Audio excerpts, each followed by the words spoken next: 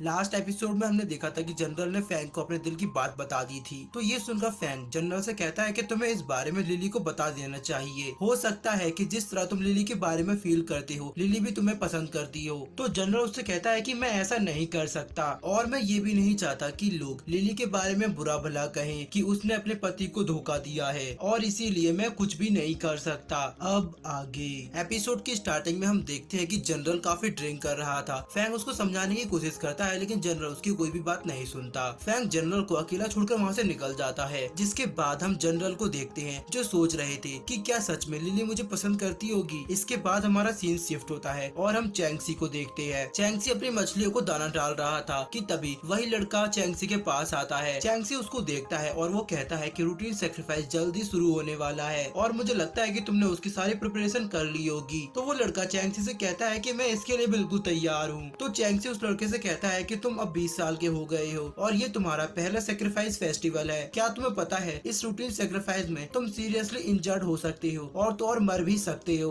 तुम्हें हमेशा ये बात याद रहनी चाहिए कि तुम जो भी कर रहे हो वो तुम्हारी योंग सिटी के लिए है। वो लड़का चैंगसी से कहता है कि मैं इसके लिए तैयार हूँ, लेकिन इस बार का कंपटीशन इतना ज्यादा हार्ड क्यों होने वाला है? जैसा कि हम हर साल रूटीन सेक्रीफाइस करते हैं, इस बार वैसा क्यों नहीं हो रहा? तो ये सुनकर चैंगसी उससे कहता है, क्या तुम मरने से डरते हो? तुम्हें ये बात याद होनी चाहिए कि रूटीन सेक्रीफाइस के लिए तुम ही सबसे काबिल हो और मैं चाहता हूँ कि इस सेक्रीफाइस कंपटीशन को तुम ही जीतो। तो वो लड़का चैंगसी के सामने झुकता है और कहता है कि मुझे माफ कर दीजिए, लेकिन इस कंपटीशन को मैं ही जीतूंगा। उसकी बात सुनकर चैंगसी बोलता है कि ठीक है और कहता है कि जाकर तुम पूरी योंग सिटी में कंपटीशन के रूल्स लगा दो। सभी को ये बात पता होनी चाहिए कि इस बार का कंपटीशन कितना ज्यादा स्पेशल होने वाला है। इसके बाद हमारा सीन शिफ्ट होता है और हम योंग सिटी के गेट पर देखते हैं जहाँ सेक्रीफाइस कंपटीशन से रिलेटेड सभी नए रूल्स लगा दिए गए थे। लोग इन रूल्स को बदला हुआ देखकर काफी खुश थे क्योंकि इस बार इनविटेशन प्रोसेस को हटा दिया गया था और अब जो भी चाहे इस कंपटीशन में पार्टिसिपेट कर सकता है। अब कंपटीशन के बदले हुए रूल्स बहुत तेजी से चारों ओर फैल जाते हैं और तभी हम देखते हैं कि इस बात की खबर 10 फैमिली को भी लग जाती है और वो लोग कहते हैं कि इस बार हमारी 10 फैमिली भी इसमें पार्टिसिपेट जरूर करेगी। इसके बाद हमारा सीन शिफ्ट होता है और हम जनरल को देखते हैं। एक आदमी जनरल के पास आता है और वो उनसे कहता है कि इस बार तो फैंग भी इस कंपटीशन में पार्टिसिपेट कर सकता है। इधर फैंग पूरे कॉन्सेंट्रेट के साथ अपनी कंपटीशन की तैयारी कर रहा था। इसके बाद हमारा सीन शिफ्ट होता है और हम टैंग फैमिली को देखते हैं जहाँ पर टैन अपने सभी लोगों से कहता है कि इस बार का कंपटीशन हम ही लोग जीतेंगे और वो अपने सभी लोगों को कड़ी ट्रेनिंग करने के लिए कहता है। टैंग अपने लोगों को मोटिवेट कर रहा था कि तभी हम वहाँ पर मिस जोई को देखते हैं जो कि छुपकर उनकी बातें सुन रही थी। मिस जोई उनकी बातें सुनकर थोड़ी हैरान परेशान होती है। इसके बाद हमारा सीन शिफ्ट होता है और हम फैंग को देखते हैं जो कि काफी टाइम से प्रिंसेस का इंतजार कर रहा था, लेकिन प्रिंसेस उससे मिलने नहीं आती। फैंग सोचता है कि आखिर प्रिंसेस कहाँ चली गयी। मैं उन्हें सुबह से ढूंढ रहा हूँ लेकिन वो मुझे कहीं पर भी नहीं दिखी। फैंग एक पेड़ के पास बैठकर यही सब बातें सोच रहा था कि तभी उसके ऊपर एक ब्रेड गिरता है। अब फैंग उस ब्रेड को देखता है और उसे खाने लगता है, लेकिन तभी प्रिंसेस उससे अपना ब्रेड वापस छीन लेती है। फैंग प्रिंसेस को देखकर काफी डर जाता है क्योंकि वो पेड़ से उल्टा लटकी हुई थी। फैंग प्रिंसेस से कहता है कि तुम ये क्या कर रही हो? तुम एक चमगादड़ की तरह पेड़ पर उल्टी क्यों लटकी हुई हो?